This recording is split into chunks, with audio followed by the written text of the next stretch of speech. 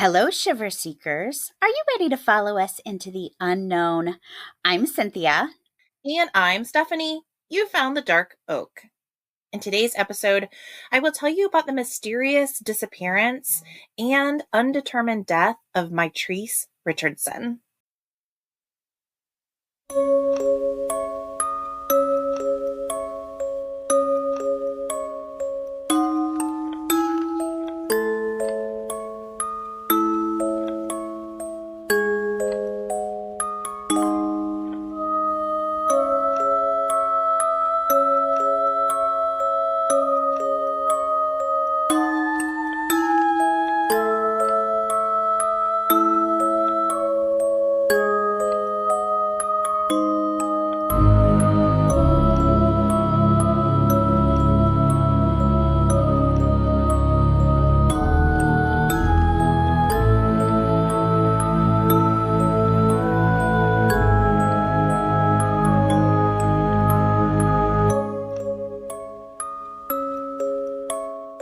Welcome to the Dark Oak, the mystery podcast with purpose. Each month, through our charity, the Branch of Hope Foundation, we give a portion of our proceeds from our Patreon and sponsorships directly to a nonprofit related to the first episode of the month, and that's today. To find out more, hang out to the end of this episode, head over to our Instagram, The Dark Oak Podcast, or go to our website, thedarkoak.com.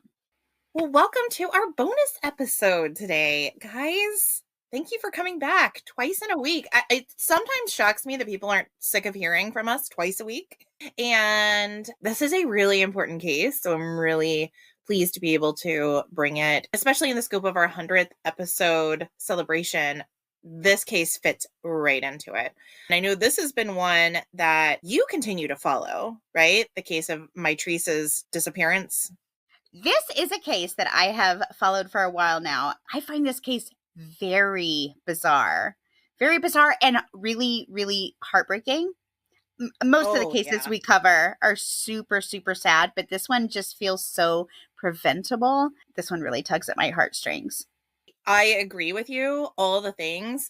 And since it is a case you're familiar with, I'm interested to get your 2 cents because I'm sure you've been able to kind of, I use the phrase noodle through, but kind of think through some of the facts of the case. So for being such a bizarre case, I don't feel like it gets as much coverage as I would expect. I would agree. There was some heavy hitting coverage around the time that it happened, but then it just seemed to drop off. There hasn't been many updates in the last 10 years. What's interesting is there's been a lot of changes in the LAPD who were heavily involved in this case, but Mitrice's name isn't necessarily spoken in relation to that. So it is a very bizarre case and could have been prevented. And a lot of people just dropped the ball in this case. I think that makes it, as you said, all that much more heartbreaking. Yeah, it's really sad. All right, guys. Well, I guess I'm just going to go ahead and get into it. And Cynthia, I'm really, like I said, looking forward to hearing your opinions on what you think could have happened. Or if I tell you something that you may have heard something to the contrary, I'd like to hash that out too, because this is a case that was subject to rumor and speculation. And I do believe most of the reporting on this case was accurate, but it was ever evolving. So I think some things were falsely reported just because of the evolution of the case, if you will. Sure. And really, if you just look at an overview of Mitrice's case, you could think this is just a death due to a tragic accident, but it truly is just scratching under the surface that a whole nother world of strange details and inconsistencies start to come to light. Mitrice LaVaughn Richardson was raised in a loving home with her mother and stepfather in Corvina, California. Growing up, she was known to be compassionate and hardworking. She was the kind of girl who wanted to be everybody's friend. She also had a special relationship with her great-grandmother, Mildred, which I think is so sweet. She was an attractive young woman who competed as a beauty pageant contestant and even did occasional modeling. In 2008, she earned a Bachelor of Arts degree in psychology from California State University in Fullerton. A year later, at the age of 24, She was working as an intern for a forensic psychologist, so she got an internship in her field of study. She was also working as a part-time store clerk and as a dancer at an LGBT plus strip club in Long Beach on Friday nights. So she was a busy lady. Busy girl, busy girl. Absolutely. Now, Mitrice was an open lesbian, and at the time of her death, she had been dating her girlfriend, Tessa Moon, for about 2 years. And I'm just going to go ahead and put that out there. There was some discussion when she went missing that maybe she was struggling with her identity, but I don't find that to play a part in this at all. She was very open. Her family was accepting. Her friends were accepting. This was just part of her lifestyle. So again, it's just a piece of who Mitrice was. But I say that as in, I don't feel like this affects her case. I've never heard that it was a factor at all. From everything I remember hearing, she was always very open with who she was, very out, and it didn't seem to cause any issues. Yep, absolutely. But there was some trouble on the horizon for Mitrice because her family said she was starting to show signs of bipolar disorder. Now, she was never formally diagnosed, at least not that I can find, and I didn't see any mention of this creating problems in her life up until this point. But according to psychiatryclinic.org, the onset of bipolar disorder typically occurs during adolescence or early adulthood. Remember, she's 24. I mean, it can emerge at any age, but between the ages of 15 and 25 is where they see the most significant number of people being diagnosed with this mental illness. So it's very possible she was just now experiencing symptoms of bipolar disorder. So just because it wasn't diagnosed, just because this didn't affect her earlier in her life, doesn't mean that it wasn't a factor in her disappearance. Well, the fact that her friends and family have come out saying they believe that she may have been suffering with it, I put weight into that. I mean, who would know her better than her family? And I will tell you some of the strange behaviors that led to her family believing she was suffering from some kind of mental disorder. Now, a few warning signs involve Mitrice having dramatic mood swings. She also began leaving strange messages on social media and sending odd text messages to her family, specifically her dad. Like, for one example, one of her final posts to her dad said, "I just want to sleep, LOL, but you know me and my crazy ideas. Let's see where they take me." And when I'm talking Facebook messages, she left over 60 rambling Facebook wall messages. Some seem paranoid, some were religious. There were strangely placed upper and lowercase letters, which was not consistent with anything she had done before. It was really bizarre. After seeing these messages, her dad started to get concerned and tried to reach out multiple times to Mitrice, but was never able to connect with her. This is giving me Phoebe Hansjuk vibes. Do you remember that Okay. case where she was sending kind of interesting text messages that seemed out of her normal, and then her family tried reaching out to her and couldn't Yep. get through to her? Yep. Yep. It feels similar to that. Now, at the time, Mitrice was living in South Los Angeles with her 91-year-old great-grandmother, Mildred. And for some reason, on the evening of September 16th, 2009, Mitrice hopped in her 98 Civic and decided to go for a 40-mile drive to Malibu. Now, that night, Mitrice ended up dining at the glamorous, highly rated Joffrey's restaurant. Now, Joffrey's is known for its delicate menu and beautiful view of the Pacific, and was once known to attract stars like Frank Sinatra, Marilyn Monroe, and John F. Kennedy. So this is upscale dining. Sure, it's worth a 40-mile drive. Well, yes, but honestly, I'm not sure why Mitrice ended up at Joffrey's to start with, because right from the beginning, something was wrong. The valet at Joffrey's recalled Mitrice as unstable and, quote, speaking nonsense, end quote. At one point, he even found her rummaging through the CDs in his own personal car. Oh. When he asked what she was doing, she just replied, quote, "It's subliminal," end quote.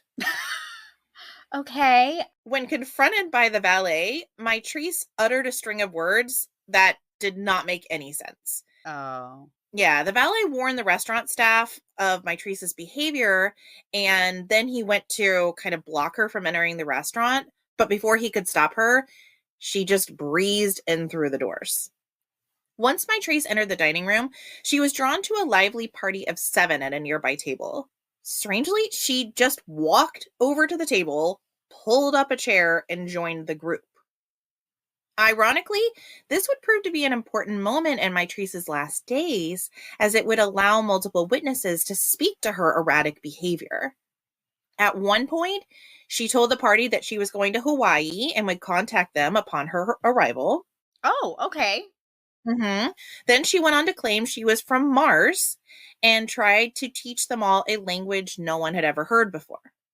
I am assuming that this interaction was unwanted on the Party of Seven's end, or was it just kind of fun entertainment? Do we know how it was responded to?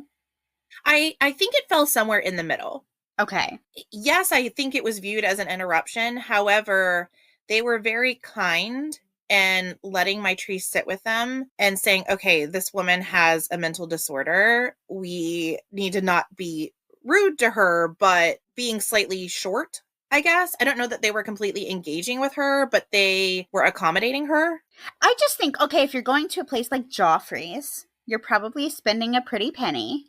And that's a meal I think I would protect. So if I had an unwanted visitor just come up and crash my party, I don't know that I would be super open to them remaining there for the life of my meal. You know what I mean? That may be not how you want to spend your evening. I think that's all fair to say. Yeah, I mean, they're in LA, so I think you're used to eccentric people in general. But for instance, when Mitrice was kind of going on her rambling, one woman at the table said, "Oh, are you going to eat? Okay. Like, what's your purpose here?" And now, in response to this, Mitrice ordered a Kobe steak and an Ocean Breeze cocktail totaling $89. Okay. Now, Mitrice's family thinks that she may have felt the woman's question was an invitation to order food because when the bill came, Mitrice had no way to pay it. Yes. Okay. But I can kind of see that. Oh, are you going to eat? You're at our table. Are you going to eat? I can see that being an invitation. That's her family's conclusion. Now, according to the restaurant manager, Mitrice called her grandmother, who offered to pay the bill for her, but unfortunately, she wasn't able to do so because she couldn't fax her signature to the restaurant to complete the payment. So apparently the restaurant said, yeah, you can pay with your card, but you have to have a way to sign the bill. So either you need to drive here, which this poor 91-year-old woman is not going to do, or they said you can fax your signature, which, I mean, how many people had at-home fax machines? So that wasn't an option either. So with Mitrice unable to pay her bill, the restaurant summoned the police. When the police arrived, they confirmed that Mitrice was indeed acting strangely, and they submitted her to a field sobriety test, but she passed. Now, police initially didn't want to detain Mitrice at all, and they were just going to let her go. But the manager at Joffrey said he didn't feel comfortable with this arrangement as he felt Mitrice was not in a condition to get in her car and drive, which I feel is totally valid. Sure, I do too. I see why they also wouldn't necessarily want to have her arrested because none of this comes across as malicious. No, and as a matter of fact, when you were asking about the table, it's very clear when she sat down, no one there felt like they were in danger or they were concerned about their safety. This was just a woman that wasn't in her right mind, but wasn't dangerous. Right. This restaurant manager, though, felt that Mitrice could be a danger to herself. And so he asked police to detain her on a psychiatric hold.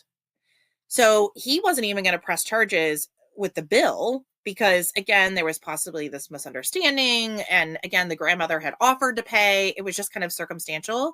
So he called the police out originally to say, yeah, there's a disturbance here. Someone hasn't paid. But in the end, really, he just wanted Mitrice to go to a safe place. Now, see, that's new information to me because I always heard that he called the police because she didn't pay the bill. Because I remember thinking, well, that's not really cool. Her grandmother wants to pay it. It's a gray area as to who signs the receipt. So that's interesting to know that he actually just wanted to make sure she was going to be okay for the night. Well, yeah. And the reason you probably heard that is because she was eventually charged. They wound up charging Mitrice with defrauding an innkeeper. And after finding a bit of a joint in her car, they also charged her with possession of less than an ounce of marijuana. So she was charged with criminal charges, but this all started because the restaurant owner pushed them to detain her. And again, he thought they were going to detain her based on there's a code 5150, which is for those experiencing mental breakdown that may be a danger to themselves or to others. And that's what he assumed they were going to take her in for. But they didn't. Instead of doing that, they just charged her like a criminal. Okay. So now she's in a position of not only not getting help for her mental health issues, but now she has actual charges as well. Mitrice was transported to the Lost Hills Sheriff's Station while her car and all of her possessions, phone, wallet, purse, money, and keys were towed to a location 11 miles from the sheriff's station where she was being taken. 11 miles. Is that typical that they would take all of her stuff? Because when she gets released, what's she going to do? She has nothing. Hello? Exactly. 11 miles. That's not a short distance. No. I also want to add here that according to California law, officers are allowed to detain a person who appears to be mentally unstable or a danger to themselves or others at the station, or they can choose to send the person to a facility for 72 hours for a psych evaluation. So they had these options, this 5150. So they could have kept her there, or they could have taken her to a mental health facility, but what that had meant was more paperwork. Okay. So they did not code her as someone experiencing psychosis when she entered the sheriff's station. We did talk about this in the Ebony Spears case. I think there's a couple ways to look at it. And right now we have the gift of hindsight. But what if instead of having her put into a 72-hour hold, what if the officers thought they were doing the kind thing by not doing that? What if they thought maybe she was just intoxicated? What if they thought she was just having a bad day, or who knows what? Because if you put me on a 72-hour psychiatric hold, I'm not going to be happy. I'll tell you right now, I am not going to be happy. Like, you have messed up my weekend. So I don't know. I think if I were an officer, it would take a lot for me to do that. I would really have to believe this person was in danger and really needed it for me to do that to somebody. 72 hours to be watched, that's a lot to put somebody through. Now, it's a wonderful thing when necessary. And I think in this case, it would have been a gift for her. But we know that now, looking back. I always like to play devil's advocate and just look at things from all points of view. At this point in our story, I'm not even going to say what they did was right or wrong, but I do think it's worth noting that Mitrice would have clearly qualified for a psych hold if they had chosen to do so. That could be true. Yeah, that could be true. Now, after finding out that her daughter was in custody, Lettice Sutton, Mitrice's mother, called the station and expressed concern that if they were to release her daughter from custody in the middle of the night, it could be very dangerous. Lettice noted specifically that Mitrice had been struggling with her mental health. Remember, they had already received all these very weird messages. I'm sure she had heard from Mildred that something is not right. Mitrice is not acting right at that restaurant. Lettice also noted specifically that her daughter was not familiar with the area where she was taken to that particular station. At that point, she didn't even know that Mitrice didn't even have access to her car. She didn't realize the car had been towed. So that was a whole factor she wasn't even aware of. But just the fact that her daughter wasn't familiar with the area, she said that could be very dangerous, especially because she's struggling with her mental health right now. So even if officers at the scene did not believe she was struggling with her mental health, this is a family member saying, I am concerned about her mental health. Well, and what amazing points she makes. You're going to release her in the middle of the night in an area that she's unfamiliar with. Where's she going to go? What's she going to do? And then not even knowing she doesn't have a vehicle, she doesn't have a phone, she doesn't have a wallet, she doesn't have money.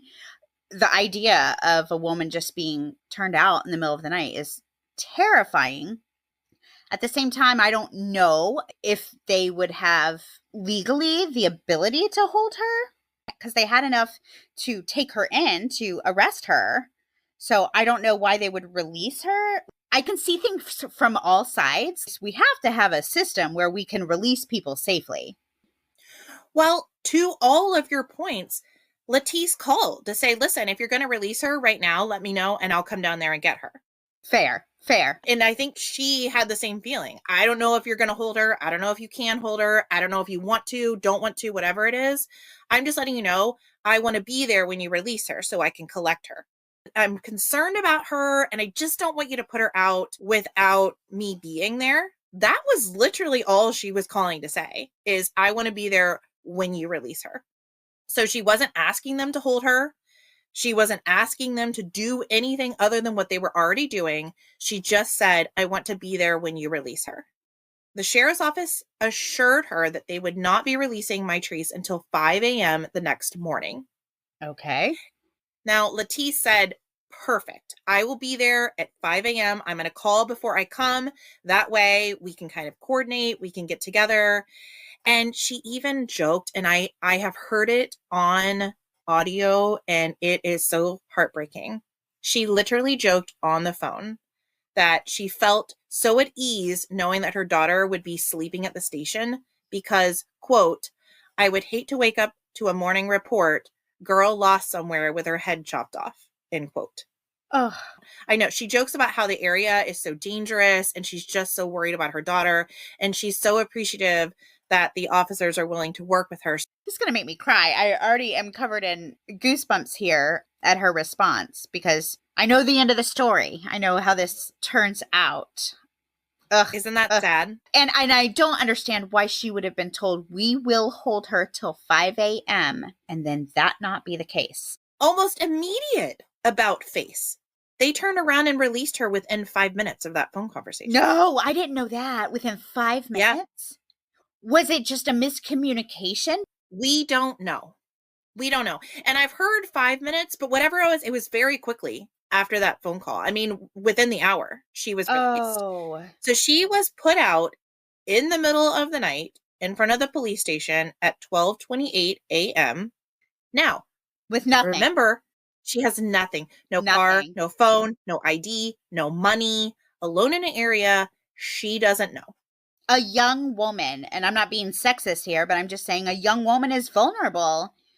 Let's say it was just a miscommunication. Let's say the front of the house didn't know what the back of the house was doing, right? Whoever answered the phone was making promises. And then when they finally got back there, he said, hey, make sure you don't release Mitrice Richardson. And the guy's like, oh, shoot, I just released her. Then you pick up the phone and you call her mother and say, hey, Latisse, I know we just got off the phone and I promised you we would hold her, but unfortunately there was a miscommunication and she was just released. I'm going to run out and see if I can grab her from the parking lot and have her wait in our lobby.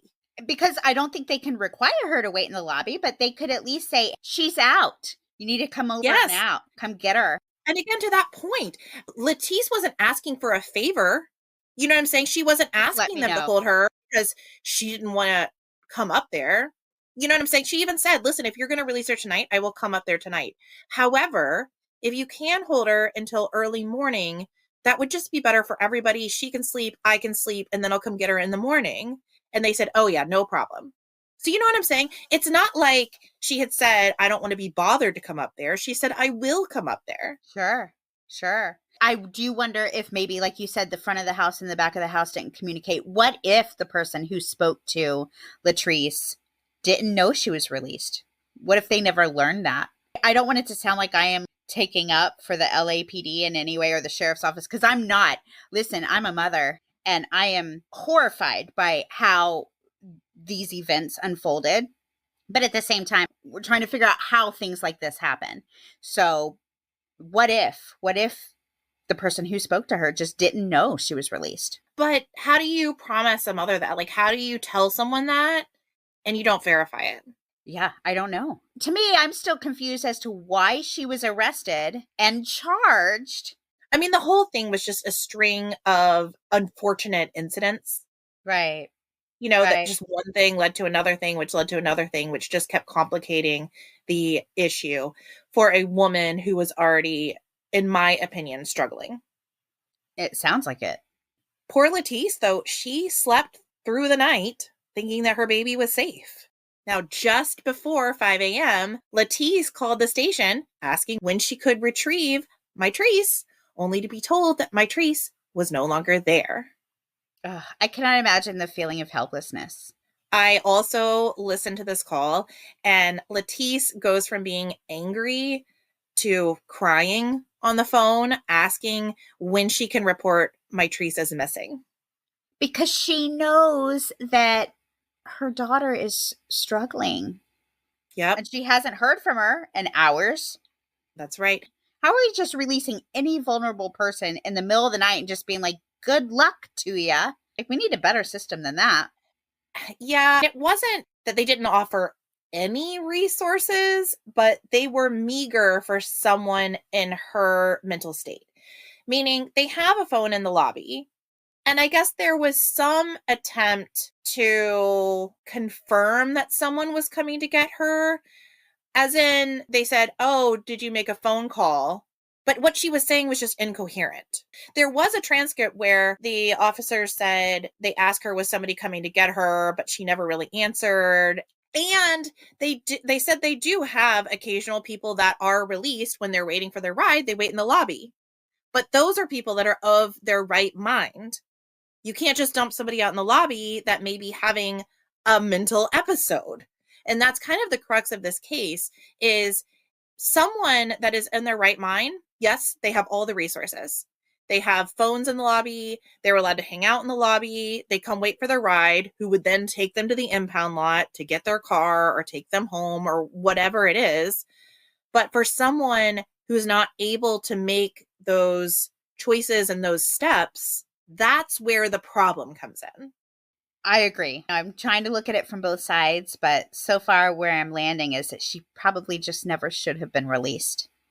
Or she should have been put into that 72-hour psych hold. Or released into the hands of a family member. That's Right. my feeling. Right. Yeah. Now, incredibly, that deputy that took the call from Lettice, where she was clearly very upset, assured her that nothing bad has happened to Mitrice. I'm sure she's fine. And Lettice was like, don't make guarantees that you don't know will hold up. So she asked how quickly she could report her as missing, and she was told she had to wait 24 hours. Oh, yes. Yeah, even though she knew right away. Her gut told her right away something wasn't right. Now at 6:30 the same morning, Mitrice was spotted in the backyard of former KTLA news anchor Bill Smith. He said he saw her lying on a set of wooden steps he had made up near his house.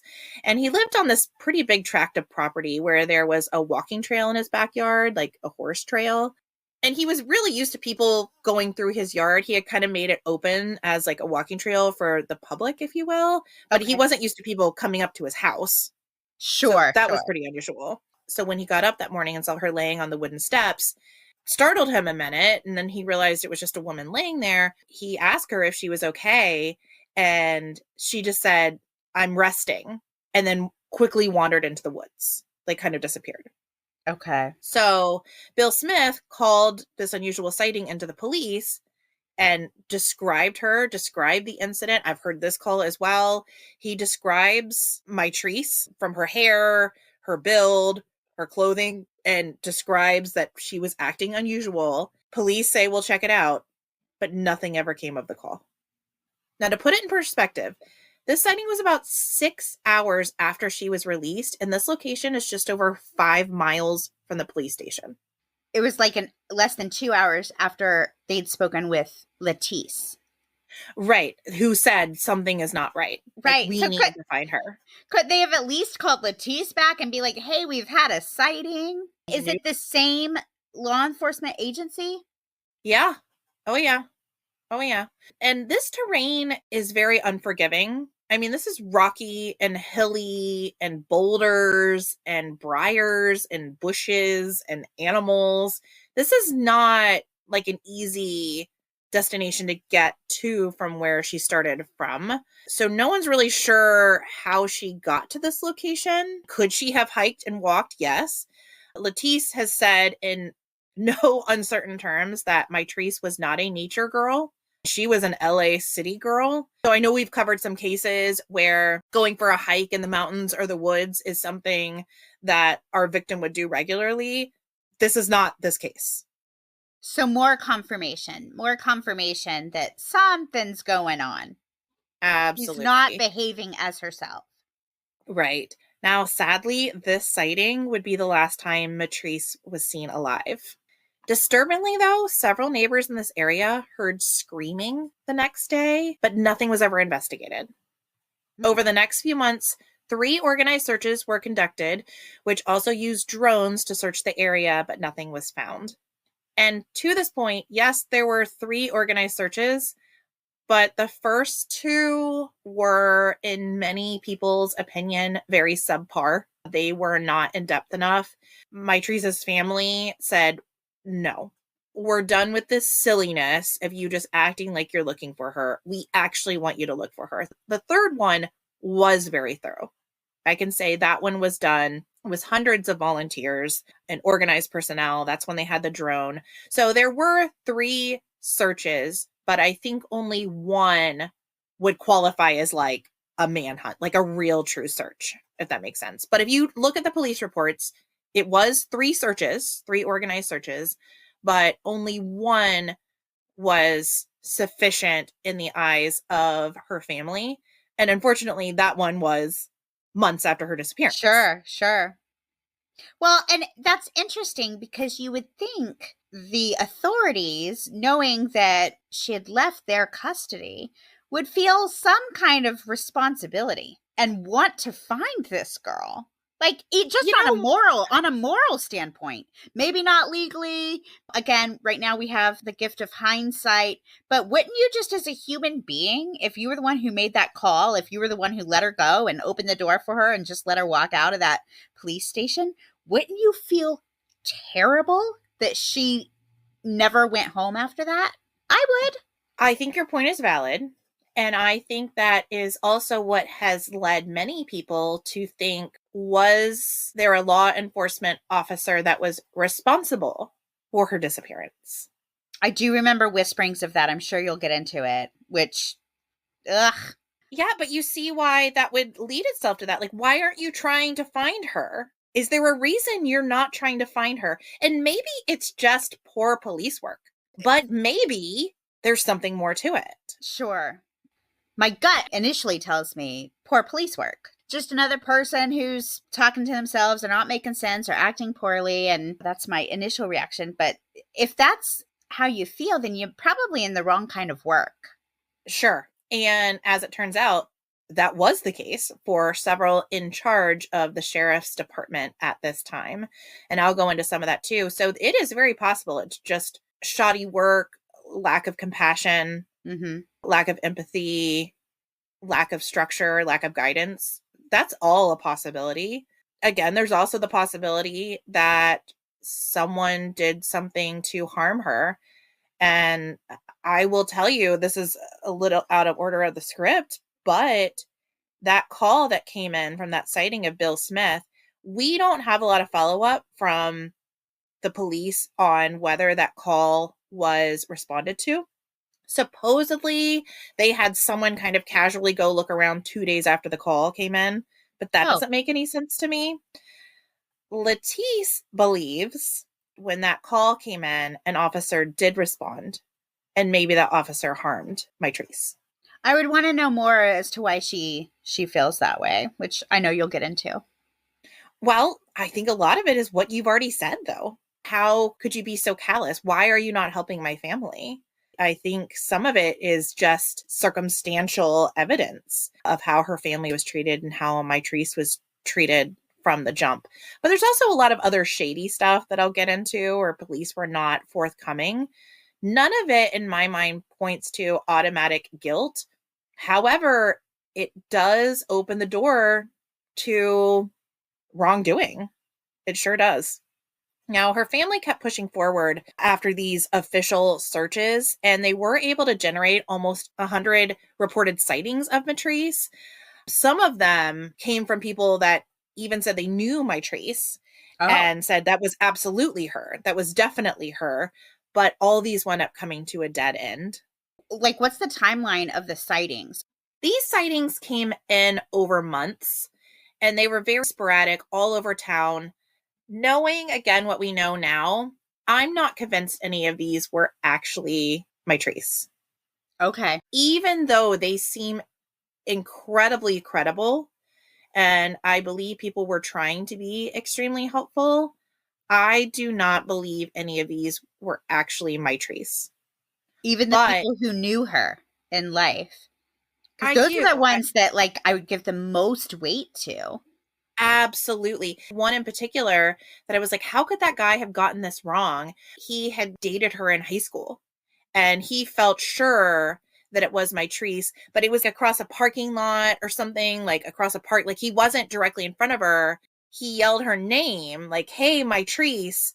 But then this woman ignored him and walked off.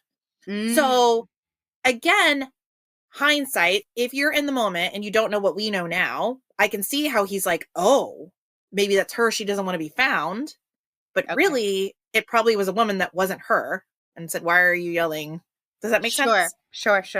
But at the time, these sightings were given a lot of credence, and her family responded to every one of them that they could find out about. Mitrice's family really set up a whole search team, if you will. Some of them were members of the media, definitely Mitrice's family, including her younger sister and her aunt, and obviously her dad, her stepdad, her mother. They also recruited Rhonda Hampton, and I say recruited, Rhonda dove head first into this. Rhonda was the psychiatrist that Mitrice was interning for. And when Latisse found that she wasn't getting anywhere with law enforcement, she said, you know what? You know who would be a great ally is Rhonda. And Rhonda was.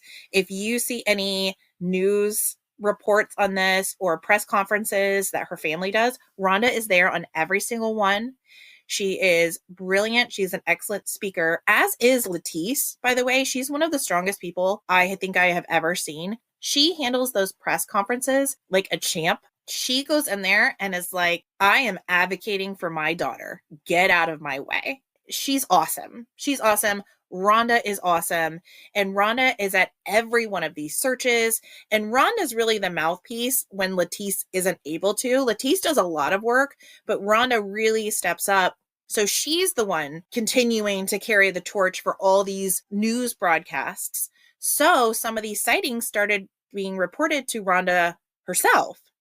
And Rhonda would call, give them to the sheriff's department and say, hey, go follow up on this. And instead of the sheriff's department saying, awesome, let's get on it, they started saying, well, why are they giving tips to you and not to us? Okay. Just focusing on the wrong stuff. Who cares? Check it out. Exactly. Go check it out. Who cares? And of course, Rhonda said the same thing. She goes, I don't know. Who cares who they report it to? The fact is it's reported. Go check it out. Right. I very much just feel like in this case, the police just didn't care. They just don't care. That is what it would appear to be to me. Now, as you can imagine, this really royally pissed off Mitrice's family. Me too. Yeah. They started telling everyone that would listen that the police department royally screwed up by putting a clearly mentally unwell woman out on the street in a neighborhood she doesn't know. So many things just fell through the cracks there. I get it. It's the middle of the night. You've probably dealt with 8 different people walking into your lobby and they're cussing you out and they're yelling at you. I mean, nobody's happy to see you when they come into your lobby at the police station. I can't imagine It's a happy work environment, but come on, make sure the girl actually gets a ride home. Well, when her family starts saying this, of you should never have released her in the first place, police responded by saying that Mitrice was perfectly fine and there was no reason to hold her. So if that's the case, why did you even bother giving her a field sobriety test when you first saw her at the restaurant? And why did everyone at the restaurant reported her being erratic? That's the part that I struggle with being able to speak to because I wasn't there. I understand they're being told she's acting erratic, but let's say she was able to pull it together and act somewhat typical, I guess, for the couple of hours she was in the presence of authorities. And I'm not saying that's what happened. I'm just saying I wasn't there. I don't know that you can hold somebody just because some stranger at a restaurant said she's acting erratic. Now, when you put it all together, you got the strangers, you got the restaurant owners, you have her mom calling saying she's not well. We should have done more than we did here. Without being there in those moments, it's hard for me to know what authorities actually saw. All that is valid. And actually, Lettice has even agreed to that. She said, listen, someone in even their worst situation, if you stick them in a cell, they can force themselves to act, quote, normal for a few hours. So maybe that's what they saw. However, you have to take into account what happened before and what's happening after, and the fact that Lettice called and said, she's not well, I'll come get her. Do not release her. And if you can't hold her, I'll come get her. What more do you need?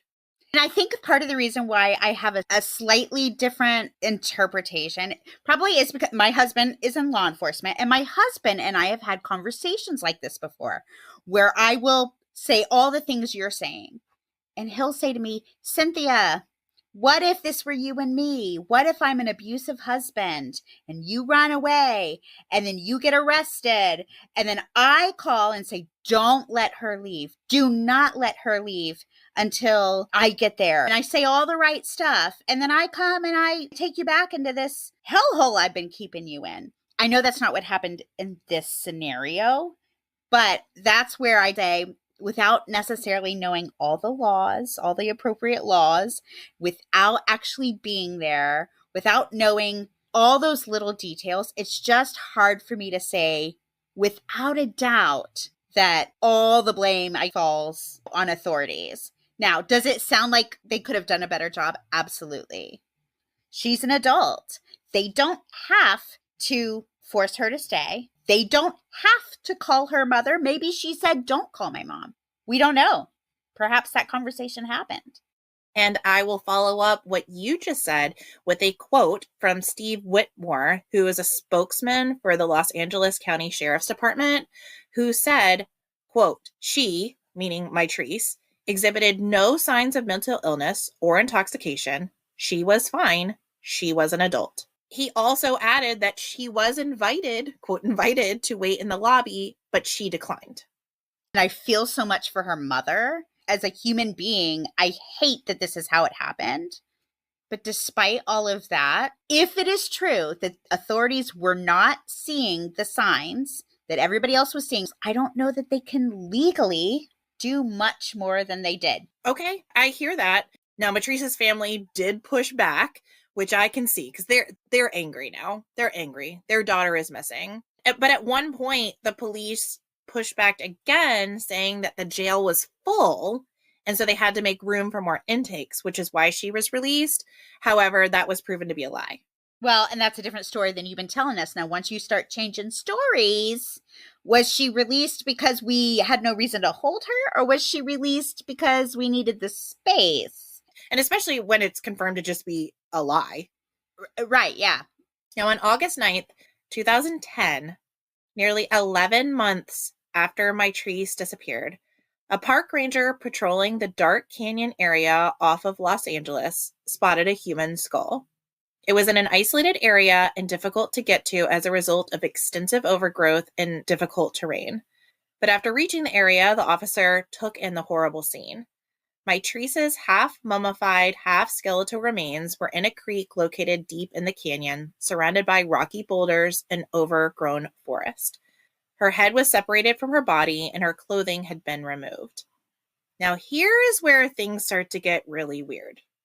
After the discovery was called in, 2 helicopters were dispatched, one for the police officers and one for the coroner's team. But strangely, the team of police officers were airlifted very quickly to the scene, but the coroner's team's helicopter would never arrive. Now, this is important because the coroner's team is currently the lead agency in this recovery.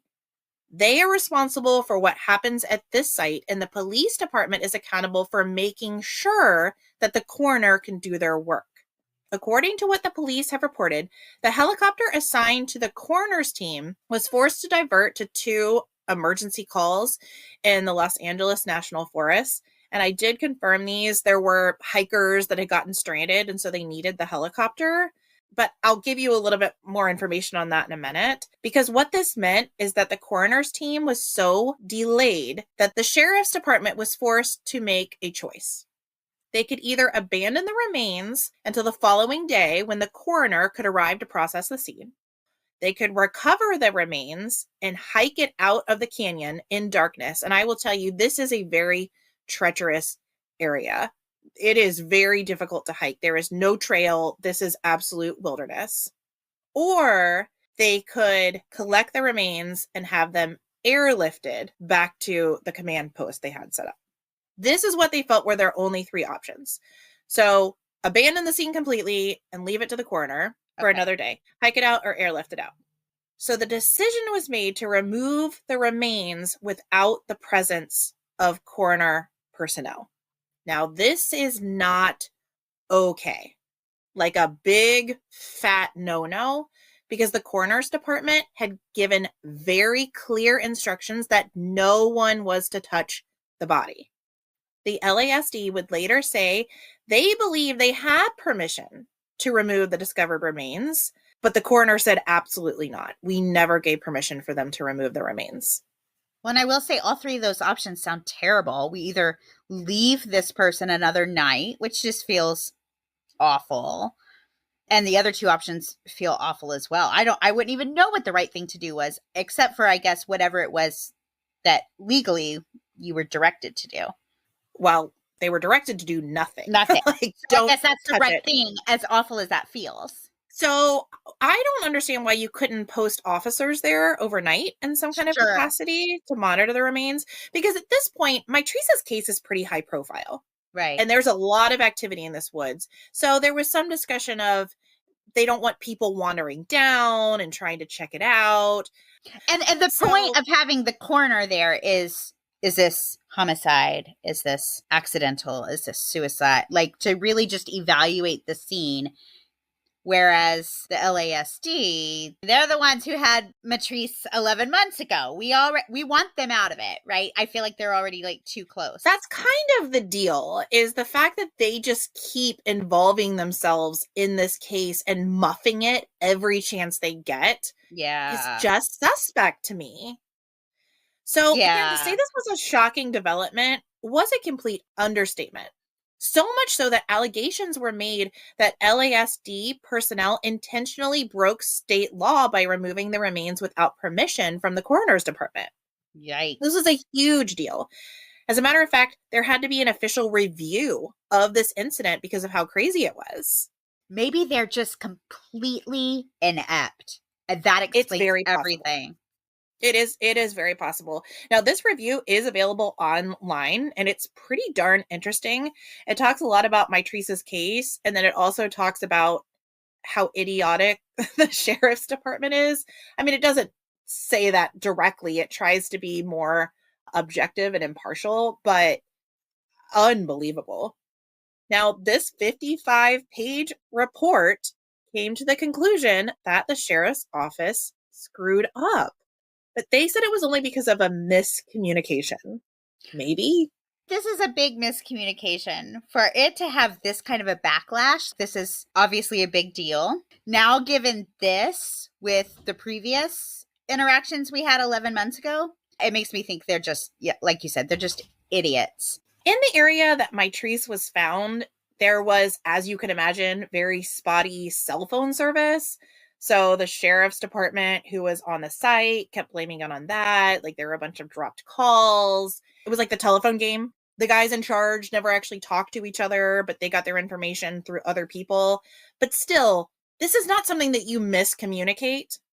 This is a big deal. This isn't a little thing. This is a big deal. If we are going to break protocol and collect a body without the coroner here, I want to get that in writing. Yes, you have our permission to do this. Come on. Yep. Come on. Yep. I'm not buying it. The coroner's office was dumbfounded when they found out what the sheriff's department had done, stating to the LA Times that they, quote, were very clear, unquote, with sheriff's officials regarding how they should handle the remains. They added that they, quote, could not think of another case in which a police agency had removed entire skeletal remains without coroner's approval, end quote. I mean, LA. And the sheriff's department already knows that they're in hot water for losing her to begin with. What are you doing? Yeah. No. Which again makes you think, are they trying to cover something up? Well, yeah, they're either complete imbeciles or they're going out of their way to avoid finding her. And then when they do find her, they don't want the coroner recovering her, which you hate to think that that's a possibility, but it's one of the two and neither one are good. I think you're spot on. I think that's where we are right now. And also, okay, I want to go back to the helicopters. I get it. The helicopter for the coroner's team, they needed to go rescue people in the valley. That's fine. Are you telling me that LA doesn't have more than 2 helicopters? What are you doing? Find another helicopter. Regularly, these departments share helicopters. Use one from the fire department. Use an independent helicopter. You know what I'm saying? Hire a helicopter. None of this makes any sense to me. And I will tell you, I don't think it's the coroner's fault. They were ready. They were sitting there ready to go. And then they'd say, okay, a helicopter's coming. Oh, no, wait, the helicopter got pulled off to something else. I don't know. Maybe, but this doesn't make sense to me. Well, here's my question. If the coroner should be the ones responding, why don't they just take the sheriff's helicopter? All the questions, Cynthia, all the questions. So the body wasn't found until 1 p.m.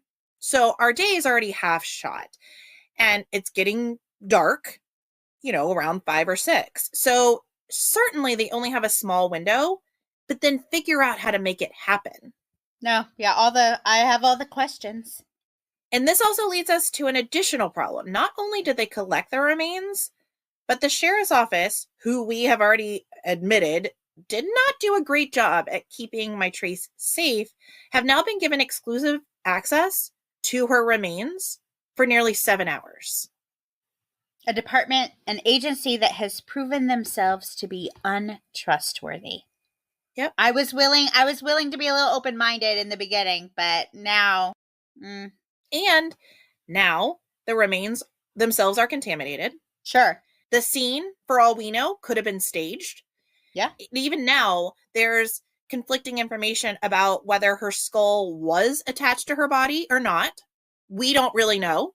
We do have some photos, but at what point were those photos taken? Where her head was or was not connected to her body? We don't really know. And the way the body was handled and moved, they left pieces of her body in the ravine. They didn't even collect all the pieces. They just collected the visible parts. Like, they didn't dig or anything. They just grabbed the big pieces they could find and took that back with them. As a matter of fact, to tell you how terrible this is, months after Mitrice's body was found, her family took a pretty treacherous trip up to that remote location to set up like a little memorial and just spiritually to be there where Mitrice's body was. And upon arriving and setting this up, her aunt and mother looked down to find one of her fingers still laying on the freaking finger. One of her fingers was just there, not even buried, just kind of under some leaves. A finger just sitting there. Part of her daughter still up in that spot. Skeletal or no, it mummified? Still had some fleshy, a mummified finger. No, Stephanie, you've ruined my day. You've ruined my day. That is horrendous. Would that be her mother found her finger? No. Nope. Her mother, who wasn't looking for it, found it, but the agency who was supposed to be looking, I don't think I've heard that before. I don't think I've heard that. That's awful. I have seen the picture. It is awful. There it is in the leaves and just a finger. Oh my gosh. This is a nightmare. This case is a This nightmare. whole thing. Absolutely a nightmare. Okay, so moving on from that, which I don't know that it gets much worse than that, but moving on from that, these people that left a finger in plain sight, we're relying on their reports and photos to understand how Mitrice's body was found. No, I have to tell you, I've lost all faith. I've lost all faith in them. I really have. So, as reported, Mitrice's body was nude. So let's talk about her clothing. Okay. It was found about 700 feet away from her down in a creek. I'm talking all of it.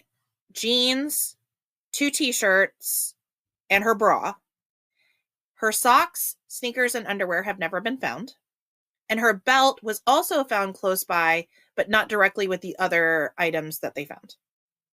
No one has been able to explain why Mitrice was not clothed. Did she remove it herself? And again, we know she was struggling with something. And if her clothing was found in a creek, she could have been wet. She could have been cold. Yes. However, the clothing had not been in the creek for very long, and the clothing was not significantly damaged. So I'll go ahead and give you that. There was no evidence of animal activity on the clothing. Like it wasn't ripped or gnawed or torn.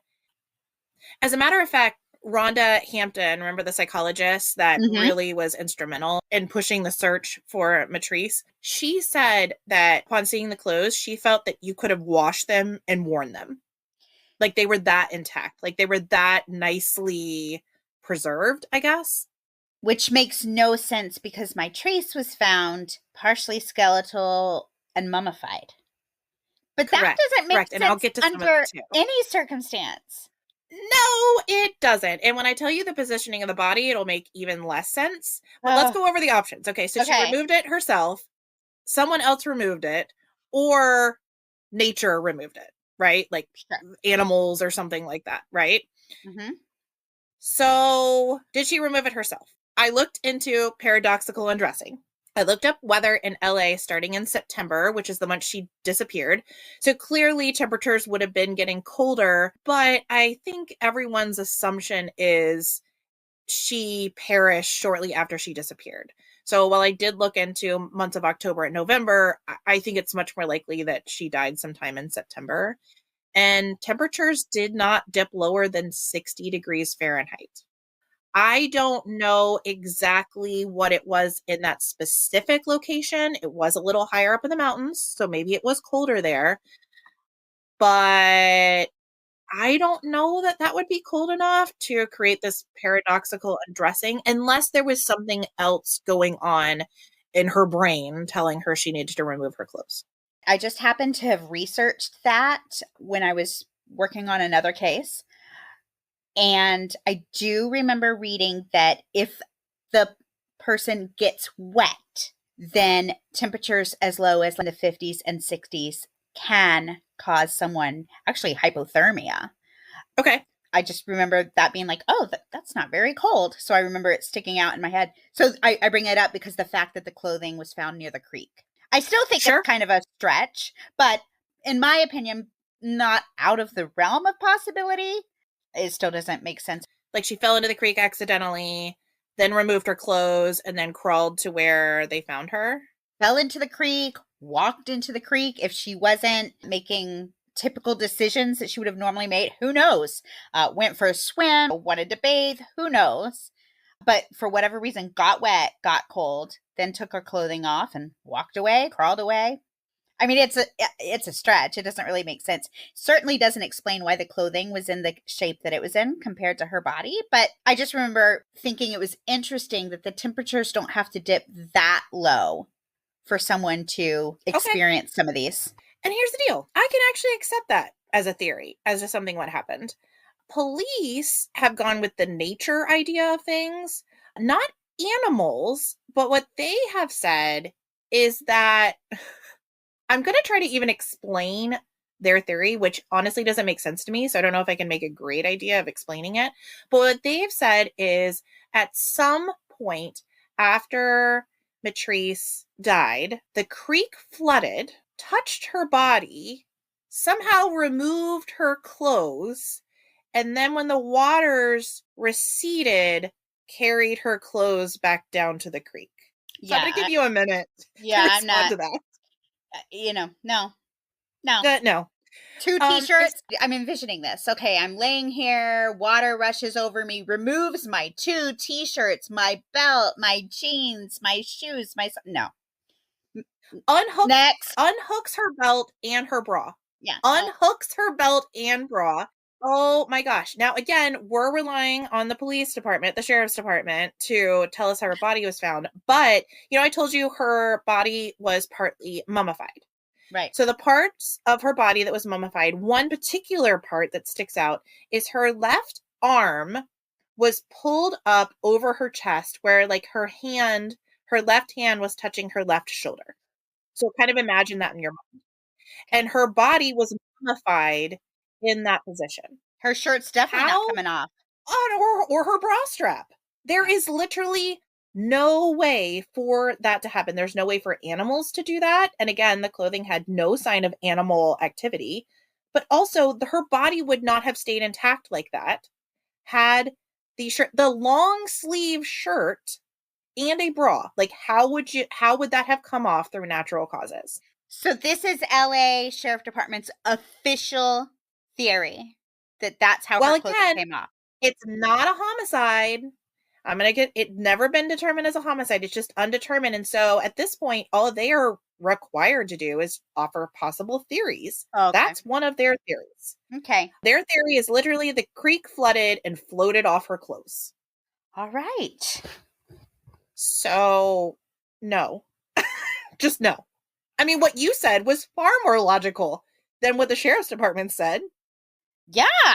I mean, at least that was a possibility. This isn't even possible. Right. And of course, Ridiculous. We have the other theory, which is someone removed her clothes. Which I also, if this was foul play, then of course that could be possible. Of course. Yeah. Isn't that insane that they would even say that? Oh my gosh. I'm like, well, I mean, not after everything else you've told me. Yeah. You really buried the lead with them because I went in like, well, I don't know. Maybe I wasn't there. And now I'm just like, down with the LA.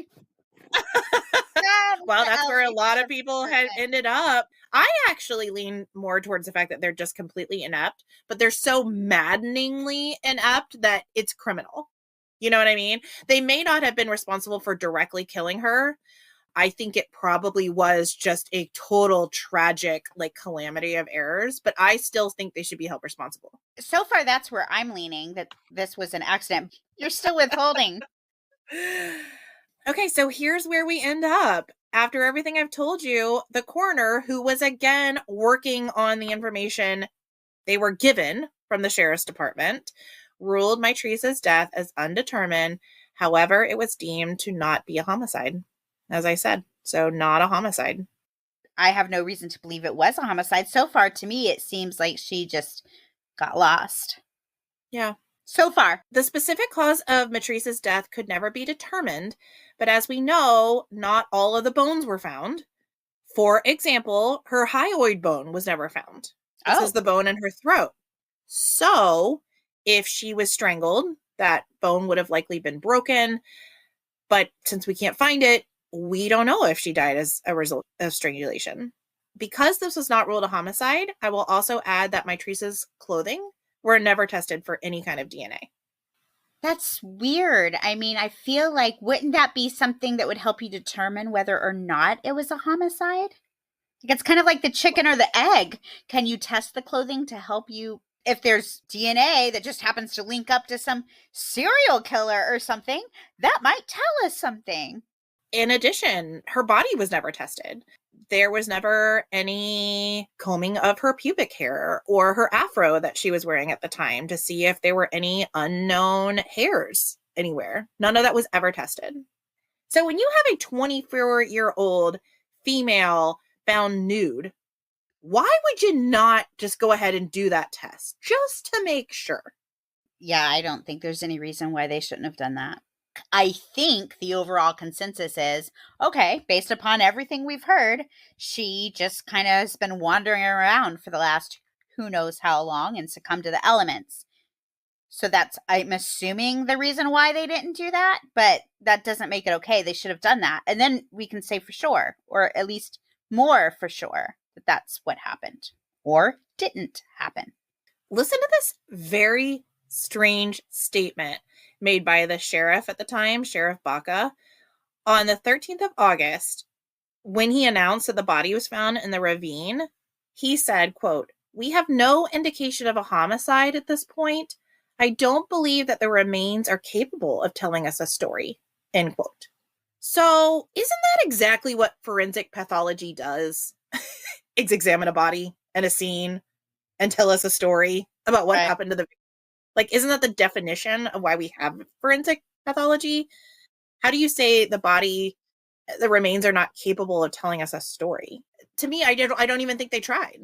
Well, I think what he was actually saying, maybe he wasn't saying, but I think what he should have said was, I don't think the LA Sheriff's Department is capable of reading the story correctly, deciphering what happened here. I feel like that's more appropriate. That's more appropriate. Bingo. I think the body had plenty to tell. I think the LASD was incapable of interpreting it. I think you're absolutely right. Now, as far as causes of death, that did not include homicide. The sheriff's department suggested that she possibly died of oak tree poisoning. And I see your face right now. So oak tree poisoning is a condition so rare that we don't even know anything about it. It's not even a reportable thing. If you go on WebMD, you're not going to be able to pull up death by oak tree poisoning. That's not a thing. They also suggested possibly a rattlesnake bite, which maybe, but if that was the case, it would have meant that Mitrice was one of only 2 people to die from a rattlesnake bite in the state of California that year. So that seems incredibly rare as well. So that's what they suggested. I mean, she was found in a very, like you mentioned, hard to get into location. So any number of things could have happened. I don't know that oak tree poisoning would have been one of them, but maybe. Sure. I think it's much more likely she fell and got hurt or starved or who knows, succumbed to hypothermia perhaps. Possibly. I know it wasn't super cold, but under the right conditions can happen, you know. Again, if they had just said exposure, I think I would have been more into that. Right. But oak tree poisoning? I don't know. Yeah. Now, ultimately, Mitrice, according to the sheriff's department, hiked 2 hours uphill from the station into the Santa Monica Mountains. Subsequently, she climbed and crawled through the wilderness of Dark Canyon, a place her family and investigators used climbing gear to access, and just laid down and died. Could she have fallen? Lettice? No. Okay. There were certainly places in the area that she could have fallen, like fallen into, but this area she was found was not somewhere she would have fallen from. Okay. And we know she doesn't like to be outdoors, so it seems unusual that she would have been out there. But we've already established that it appears she was not making decisions that were typical of her. So I don't know that we can rule out the fact that she was there on her own accord. Yeah. Lettice absolutely believes that her daughter was murdered. I'm just going to go ahead and put that out there. She doesn't believe this was an accident. She doesn't believe that Mitrice could have made it to where she was found without someone else involved. And she has some pretty compelling reasons to think that a law enforcement officer may have been involved. Now, I think the general idea is that Mitrice should not have been released the way that she was. We can certainly argue whether this is hindsight or whether the sheriff's department made the right choice at the time.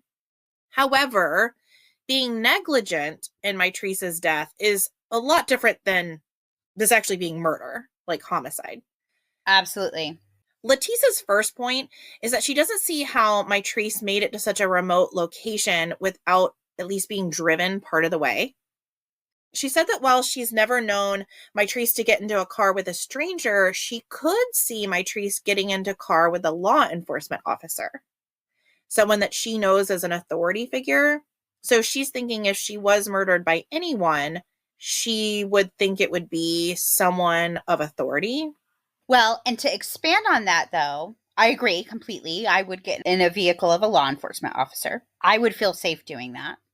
But again, we've already established that Mitrice isn't making her typical choices. So just because she'd never gotten into a stranger's car previously, I don't know that we can say she wouldn't have done it on this particular evening.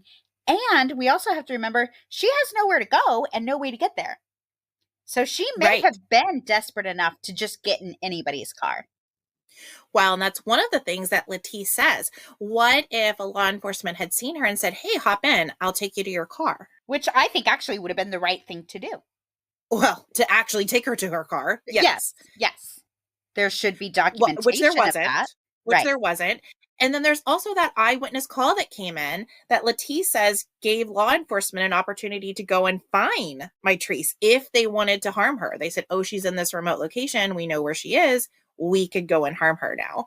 Because again, they never followed it up as this is a missing person we're trying to find. There was never any push to do that. But we do know for sure, I've heard the call, we do know that law enforcement was aware of where she was that morning. So Letitice thinks that Mitrice walked out of the sheriff's department, wandered into this man's property. The next morning, a law enforcement officer came and picked her up and then harmed her. That's what she believes happened. I think it may be a little nuanced, but overall, yes, that's the idea. Okay.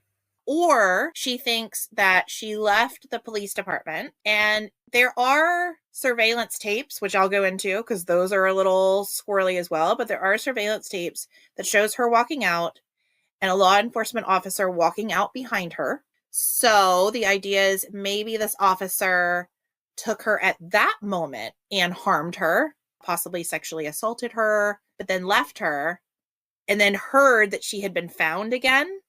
Like maybe left her in the wilderness, left her in the woods, but then heard that she had been sighted again and then went back out to, as Letitice said, finish her off. Okay. I don't know. I mean, that's just an out there theory, but poor Letitice has had all this time to think about what could have happened to her daughter. And these are the thoughts that have come up. And again, I have no proof of any of this. But what if that law enforcement officer had assaulted her, dropped her 6 miles away around this guy's house, thinking that she would wander into the woods? She wound up being spotted.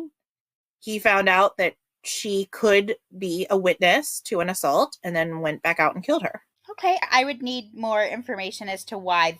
You said there's surveillance footage? The surveillance footage is of her leaving the police department and an officer following behind her. Again, the sheriff's department not doing themselves any favors. The officer that's seen on the video was reported as having not worked that day. Was this officer in uniform? I'm assuming so. Yes. Because my husband will go to his department sometimes on a day he's not working. I'm trying to think if he would do it in uniform. If he were in his squad car, he would have to be in uniform. So it's not out of the realm of possibility that an officer could be at his department, the department he works for, on a day he doesn't work. It's not out of the realm of possibility. It's also, to me, not incredibly unusual that you would pick up surveillance footage of an officer walking out of the department building at any time. And maybe it's just coincidence. Right. Maybe it's complete coincidence. But I would want to know, okay, why were you there if you weren't working? I would have questions that I would want answers to. All of this could be complete circumstantial evidence. And Letitice, as a grieving mother, could be absolutely grasping at straws. I am not saying that anyone at the sheriff's department killed Mitrice by their own hand. However, based on the way they have acted, I see why Letitice still wants more answers. Oh, so do I. I want more answers. Tell me why that police officer was there. if he wasn't working. Yeah, and why you said he wasn't there. Exactly. Right. Tell me It's why. just odd. Yeah, tell me why you didn't follow up on this call. Tell me why there's not documentation of the things you're saying you're doing. Like, yeah, I have questions. That's fair. Now, about this video surveillance, this is why it is so controversial. Right after Mitrice went missing, her family asked to see the video recordings of Mitrice at the jail. They said, can you show us how she was acting? Right? Because at this point, they're just trying to find her. Can we see what direction she went? Can we see what she was wearing? Can we see how she was acting? For months, the sheriff's department said that their cameras didn't, quote, record, but they only, quote, monitored. Like, what does that mean? Then finally, 4 months later, the police, quote, found the tapes of Mitrice in a sergeant's desk. Like the tape of the recording. The tape that doesn't that exist. They said didn't exist. We don't tape. Which that there sounds bizarre. This is a law enforcement agency. You're under surveillance when you're at a law enforcement agency. So they're like, oh my gosh, this tape's here? What? That's wild. So that tape was finally handed over to the family who was able to see it. And of course, they found it to be edited. Ew. Edited how? I have never been able to find out how. My assumption is that it was spliced together in a way that showed what they wanted it to show. Yeah, more questions. Is Latice maybe reaching too far by saying a law enforcement killed her daughter? Maybe. But here's the deal. They haven't done themselves any favors. So at this point, I'm going with Latice. Well, and I cannot say that if I were in her shoes, I wouldn't feel the same way, given the fact that there's just so much wrong with how this was handled. So much misinformation given, so many mistakes made. Oh, we don't record, we just monitor. Oh, wait a minute, there is a tape, it just happens to be in this desk. Oh, and it's been edited. I can't say that I wouldn't feel the exact same way that she did. Now, it could be that they've edited this just to cover up what they may think is deemed as negligence. Because at this point, I think you could probably say they were negligent in releasing her. But by trying to cover up their negligence, now they look guilty of homicide. Covering up anything. And anything they did, they should be accountable for. So if they were negligent in her release, you got to man up to that. You got to own up to that. Yeah. So the fact that if it really was edited, and again, we haven't seen it, but if it really was edited, who would know how edited it is? The sheriff's department's the only one that's going to know. They're the only ones that know. Yeah, they're the only ones that know. There's no way to go back and look. I mean, you could say it is edited, but you can't say what was edited. It's edited. Right. If it's just like the outside of the building or inside the lobby, I can't think of any reasonable reason why that should have been edited. Well, say she was acting erratically, but they're saying she was acting perfectly normal. That's a reason to edit it. Well, but again, it's to cover up that part. But because it's edited, it opens the door for everyone to say, wait a minute, but what else are you covering up? Right. No, I mean, if you're willing to lie about this, what else are you willing to lie about? Right. I mean, there's no reasonable, like, we did it to protect the privacy of this person, or we did it for this reason, or like, there's no reasonable reason why it should be edited. If it's been edited at all, then I think it's to cover up something they don't want the public knowing, and that is not good. Oh, right. So to your point, I can't think of any legitimate reason that they would have had to withhold the tape and then when they finally give it up, give an edited version. I agree completely. Ugh. Right? I started off thinking, okay, maybe it's just one of those unfortunate situations. But the more and more I hear, the more I'm like, man, you guys really screwed up. And if you didn't, you should be able to show proof that you didn't. Look, here's a video of her acting completely normally. Look, here's why we did what we did.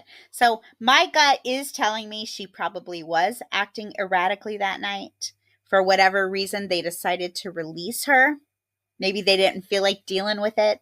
Maybe they didn't want to do the paperwork. Who knows? Maybe they really did need the space. Doesn't matter. They let her go when they shouldn't have. and then tragedy occurred. That's what my gut's telling me. And then instead of owning up to it, they've done everything in their power to cover it up further. Yep. Now, based on specifically that review that they had to do for the LASD collecting the remains without the coroner's consent, I mean, that was a huge deal. Yeah. A huge deal in all of California. That was a big deal that happened. Based on that, everyone was more open to Letitia's request to have her daughter's case re-examined. So she was successful in having Mitrice's body re-exhumed and re-examined by the coroner's office. Now, again, we know they're working with tampered evidence to start with. However, the coroner's supplemental report said, quote, after re-examination of the remains, no traumatic injury is identified. Therefore, while homicide is not excluded, the cause and manner of death must remain undetermined.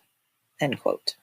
To this day, Mitrice's family believes Mitrice's case is still unsolved. Both parents filed several lawsuits against the Los Angeles County Sheriff's Department for releasing her from jail, even though they claim she was experiencing severe bipolar disorder at the time. In 2011, her parents, who had sued separately, were awarded $450,000 each, even though after receiving the money, both of them said it was never about the money.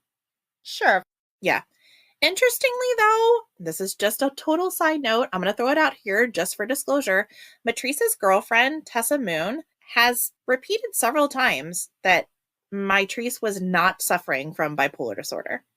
I think that's very interesting that she keeps saying she wasn't suffering from it. I don't know what she would gain by saying that, but she has said she does not feel like Mitrice was suffering from any kind of mental distress.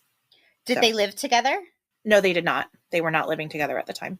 I do think you show your partner, especially your live-in partner, a side of you that maybe you never show anyone else. So I would give weight to someone if they'd been living together for 2 years.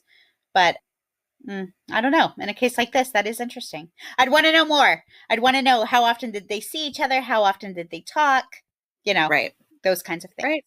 In February of 2016, Michael Richardson, Mitrice's father, wrote a heartfelt letter to then California General Attorney Kamala Harris, pleading her to investigate Mitrice's case. When Harris agreed to open an investigation into the death case, it really was a beacon of hope for the family. However, this would soon turn into bittersweet disappointment as Harris shut down the investigation after only a year, concluding there was no evidence of wrongdoing by the LASD. Now, Michael has since gone on to accuse Harris of only taking interest in his daughter's case to gain publicity during her race for the U.S. Senate. So I don't know where the truth lies. Possibly Harris really didn't think there was anywhere to go with it, but Michael is very vocal about Harris getting their hopes up and then not following through. I don't know all of the laws and rules, so I really can't say for sure whether the LASD did anything wrong, at least on the night that they released Mitrice. That's fair. Another glimmer of hope for Mitrice's family would appear when the newly appointed LA County Sheriff Alex Villanueva announced he wanted to assess the whole case from beginning to end. Great. However, only a few weeks would go by before he, as well, announced that there would be no new investigation after all, as he determined, quote, no reason to rehash a case already subjected to investigations by the State Attorney General's office, the Los Angeles County District Attorney's Office, and the Sheriff's Department's internal review. Now, Villanueva based his decision on the case report by the same Sheriff's Department who originally handled Mitrice's case. And as we know, they just outright lied on several occasions. So how honest is this report? I don't know. Yeah, that's not a accurate. That's not an external review. Like that, Right. You need someone independent. You need someone set apart. There was some suggestion that the FBI would get involved in this case because of how muddy and incestuous and kind of gross it is, but they never have. So we've never really truly gotten any kind of external view of what happened here. Well, I've heard that with the FBI before, cases where they will evaluate another agency's reports to see if they should reopen it, but they're evaluating the same agency who handled the case. And they have to be invited by that agency. Right. Which they are not going to be, right. I can assure you. Villanueva waving off a review of the case is also concerning because Mitrice's investigation was under management of former LA County Sheriff Lee Baca. On May 12th of 1917, Baca was sentenced to 3 years in federal prison for his role in a scheme to obstruct an FBI investigation of abuses in county jails because he lied about inmate abuse, corruption, and celebrity favoritism. And as it applies to this case, it was Lee Baca who concluded that, quote, all applicable laws, policies, and procedures were followed, end quote, regarding Mitrice's case. Nevertheless, some positive changes were made as a result of Mitrice's case. Missing persons reports for adults can now be filed right away, dismissing the previous 24-hour wait period. Deputies will also ensure that arrestees have their cell phone and other personal belongings before being released from the jail.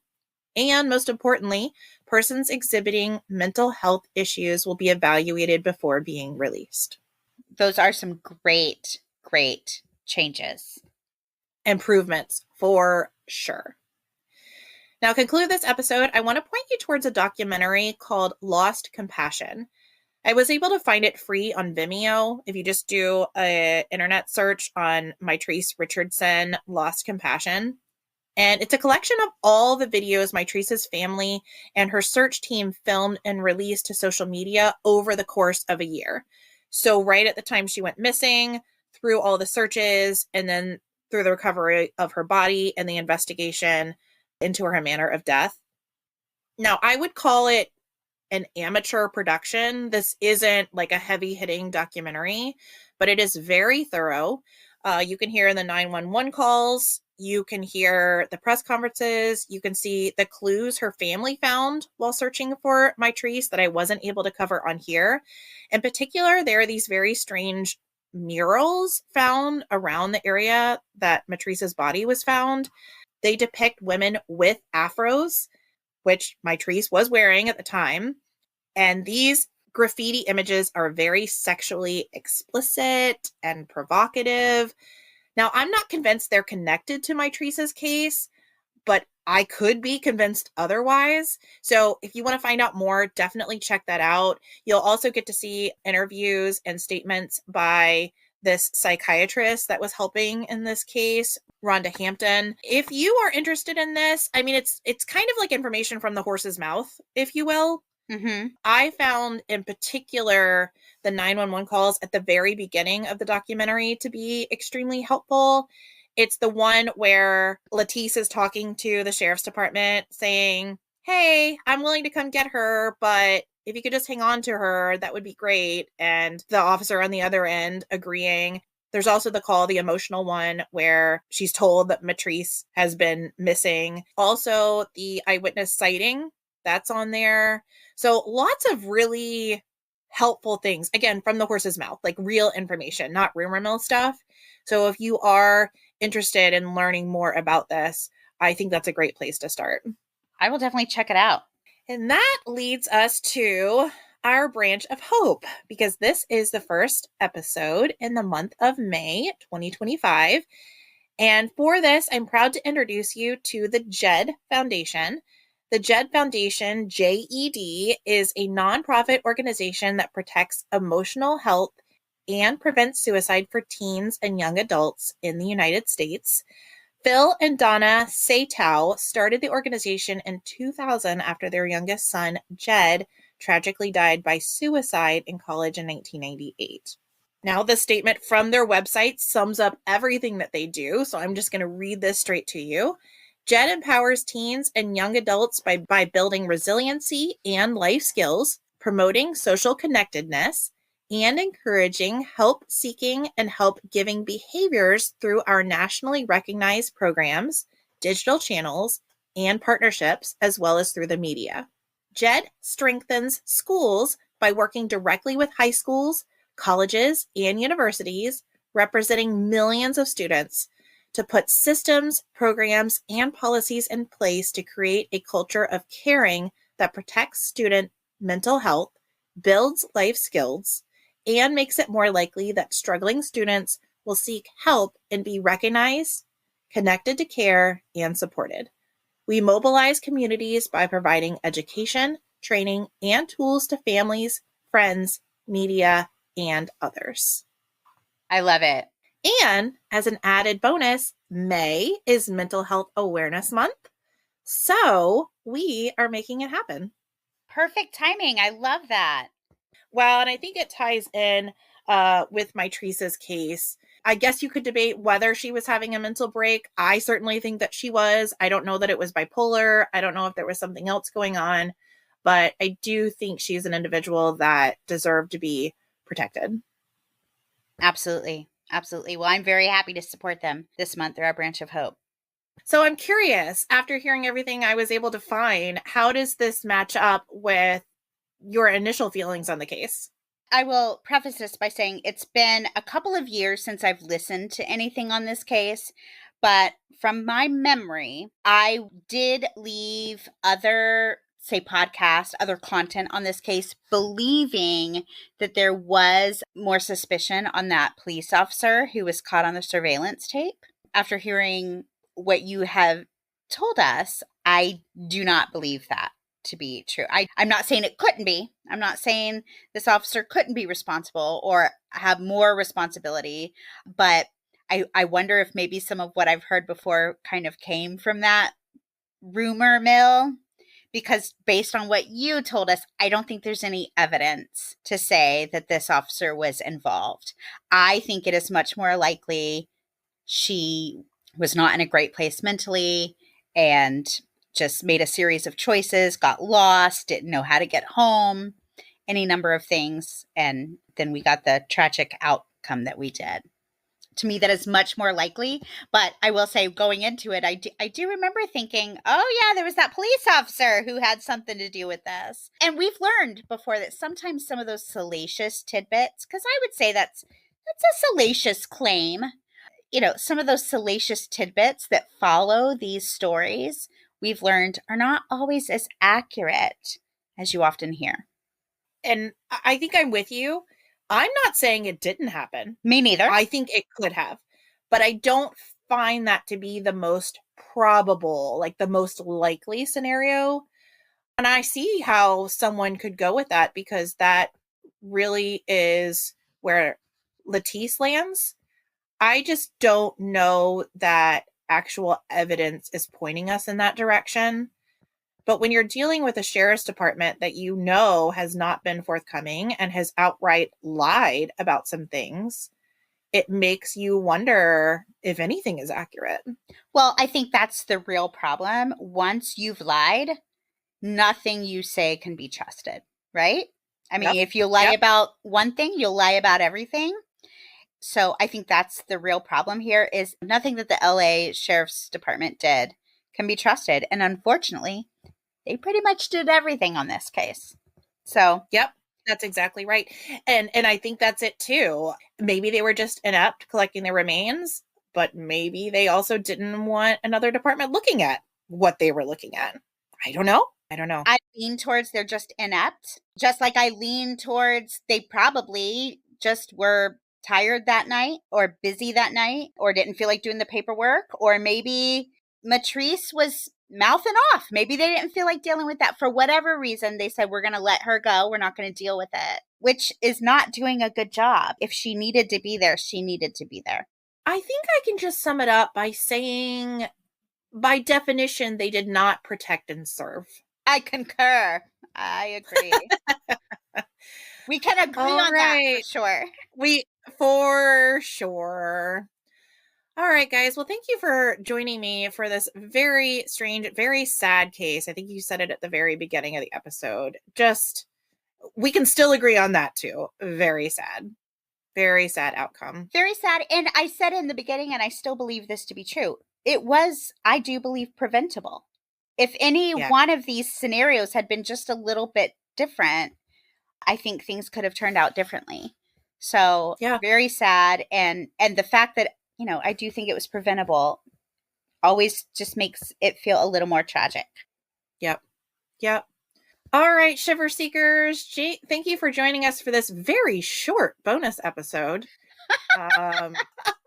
You know, we started out when we said we were going to do double episodes. We said, oh, let's do mini episodes. And we just couldn't do it. It was impossible. So I just said, you know what? They're just bonus episodes. They're just full-length bonus episodes. Because you can't properly cover a case and all of its details in 30 minutes, at least us. Maybe we're just those kind of podcasters, because I knew others that do a very good job in a short amount of time. That's just not us. We put in our own theories and ideas, which I really appreciate. I don't know that you expected me to have some of the opinions that I had specifically about her being released that night, but I think that adds value because it's another person's opinion. It's another frame of reference. And I love it when someone respectfully disagrees with me, because I think, oh, I maybe had never thought of that. Okay. Well, thanks for hanging in there, Cynthia. We will be back on Wednesday for our regular scheduled release. It's going to be a Cynthia episode, so we're really excited to get her back in the saddle. Oh, don't make me pull out my cowgirl hat, my cowboy hat.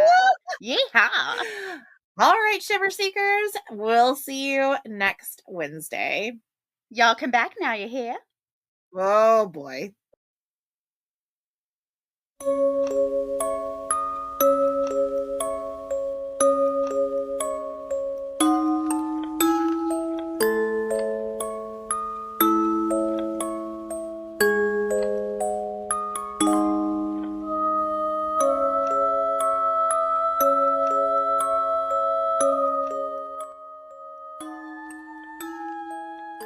This episode of The Dark Oak was created, researched, written, recorded, hosted, edited, published, and marketed by Cynthia and Stephanie of Just Us Gals Productions, and made possible by you, our shiver-seeking listener. Special thanks goes to Justice Himes for our incredible artwork and Ryan Crete for our amazing music.